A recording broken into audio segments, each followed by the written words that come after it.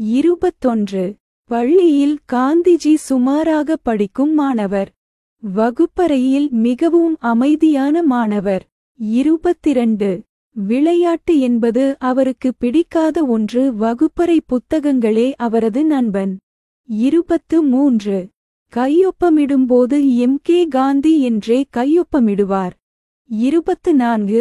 1883 மே மாதத்தில் காந்திக்கு கஸ்தூர்பாவை திருமணம் செய்து வைத்தபோது அவருக்கு வயது 13. 25. கஸ்தூர்பாவின் முழு பெயர் கஸ்தூர்பாய் மகன்ஜி கபாடியா. காந்தியை விட வயதில் 6 மாதம் மூத்தவர் கஸ்தூர்பா. 26. 16 வயது இருக்கும்போது காந்தி தனது தந்தையை இழந்தார். 27. தனது 18வது வயதில் பள்ளிப்படிப்பை முடித்தார் காந்தி. திருமணத்தினால் ஓராண்டு பள்ளிப்படிப்பு இடையில் நின்று போனதும் இதில் அடங்கும். 28. 1888 இல் பவநகரில் உள்ள ஷாமல்தாஸ் கல்லூரி ஒன்றில் பட்டப்படிப்பு படிக்கச் சேர்ந்தார்.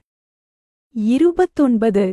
இதே ஆண்டில் காந்தி மற்றும் கஸ்தூர்பா தம்பதியருக்கு முதல் மகனான ஹரிலால் மோகன்தாஸ் காந்தி பிறக்கவே படிப்பை இடையிலேயே விட்டுவிட்டு போர்பந்தருக்கு திரும்பிவிட்டார்.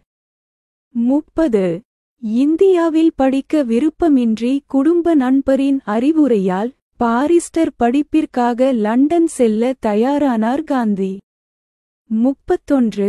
அங்கு சென்றால் மேல்நாட்டு நாகரிகத்தால் தனது மகன் கெட்டுப்போய்விடுவான் என்று அவரின் தாய் புத்லிபாயும் மனைவி கஸ்தூர்பாவும் பயந்தனர். 32.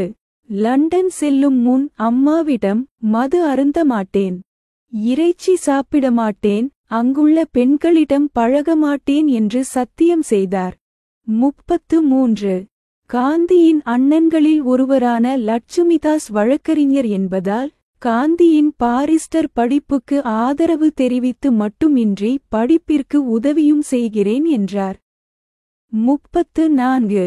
பிறந்த குழந்தை, பெற்ற அன்னை, கட்டிய மனைவி ஆகியோரை விட்டுவிட்டு 1888 செப்டம்பர் 4 அன்று லண்டனுக்கு பயணமானார் காந்தி. 35. லண்டன் பல்கலைக்கழக கல்லூரியில் 3 ஆண்டு பாரிஸ்டர் படிப்பில் சேர்ந்து படித்தார் காந்தி. 36. 3 ஆண்டுகள் பாரிஸ்டர் படிப்பை வெற்றிகரமாக முடித்துவிட்டு 1891 ஜூன் 10 தாயகம் திரும்பினார். 37. பம்பாயில் சில காலம் வழக்கறிஞராக பணியாற்றினார். 38. 1892 இல் காந்தி தம்பதியருக்கு 2வது மகனான மணிலால் காந்தி பிறந்தார். 39. தென்னாப்பிரிக்காவில் வழக்கறிஞர் பணி இருப்பதாக கேள்விப்பட்டு அப்துல்லா அண்ட் கோ எனும் நிறுவனத்தாரால் 1893 ஏப்ரலில் அந்நாட்டிற்கு சென்றார். அங்கு அவர் தங்கியிருந்த இடத்தின் பெயர் டால்ஸ்டாய் பண்ணை 40.